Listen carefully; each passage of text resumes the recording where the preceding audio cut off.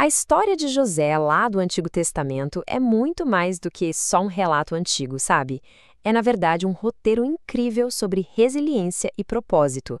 Vamos dar uma olhada em como as lições dessa jornada, que vai literalmente de um poço ao palácio, se aplicam perfeitamente nos dias de hoje. Essa frase aqui, ela é o coração de tudo. Resume a jornada inteira.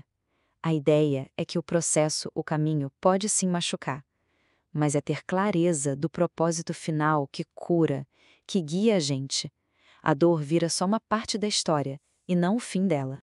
Bom, e tudo começa aqui, com um sonhador e um conflito que parece inevitável.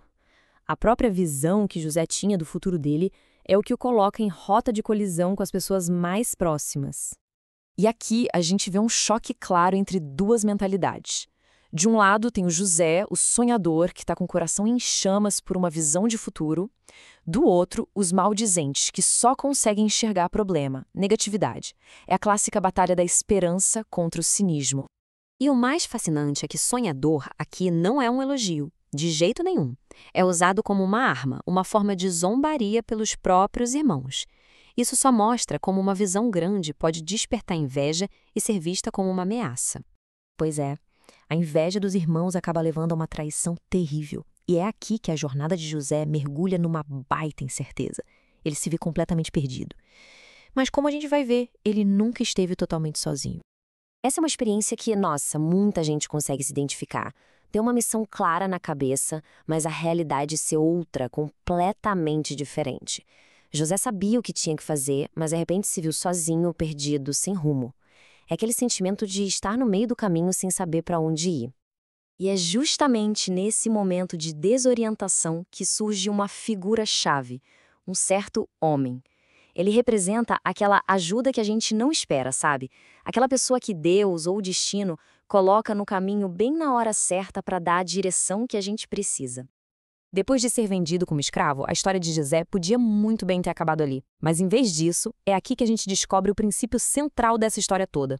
O poder que a excelência tem de transformar tudo, mesmo nas piores situações possíveis. Aqui está o que é chamado de ciclo da promoção. A ideia é bem simples, mas poderosa.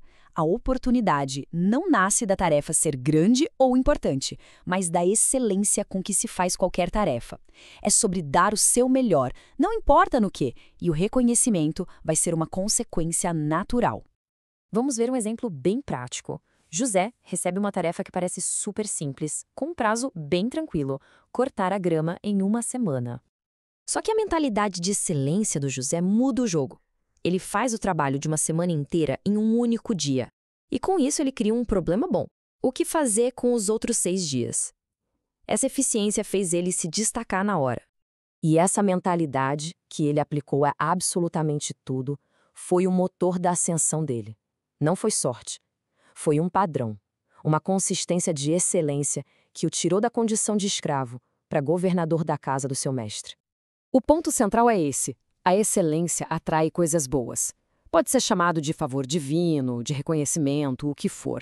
A dedicação em fazer o melhor possível abre portas que, de outro jeito, continuariam fechadas. Mas bem no auge do sucesso dele na casa de Potifar, a história de José dá uma virada brutal. Ele vai da administração de uma casa inteira para o fundo de uma prisão. E aqui tem um detalhe que é crucial. Mesmo sendo acusado falsamente, mesmo preso injustamente, a Bíblia repete essa frase: o Senhor era com José. Isso mostra que mesmo na maior das injustiças, a pessoa não está abandonada no processo. Essa virada é descrita como um terremoto divino. A ideia não é de uma destruição sem sentido, mas de um abalo que derruba as estruturas velhas para poder construir algo muito, mas muito maior no lugar. E essa linha do tempo mostra a força desse terremoto. É absurdo. Em um único dia, José vai da prisão de manhã para a presença do faraó à tarde e se torna o governador do Egito à noite. Uma mudança de vida completa em questão de horas. E assim a gente chega no resultado final de toda essa jornada de dor, de perseverança, a promessa da abundância finalmente se cumprindo. Eu saí daqui preso e agora eu sou governador do Egito. Essa frase, ela resume essa transformação que é quase inacreditável. É o resultado final de quem confia no processo, mesmo quando ele parece não fazer o menor sentido. Então, o que a gente aprende com essa jornada toda? Que a mentalidade de sonhador é mais forte que a negatividade. Que a excelência nas pequenas coisas gera oportunidades gigantes. E que até a injustiça faz parte do processo, mas não é o fim dele. Uma virada de chave pode mudar tudo. A história de José é, no fim das contas, um verdadeiro modelo de resiliência. E tudo isso nos leva a uma reflexão final. Olhando para todas essas etapas da jornada, o sonho, a traição, a escravidão, a prisão e finalmente o palácio, a pergunta que fica é: em qual parte desse processo cada um de nós se encontra hoje?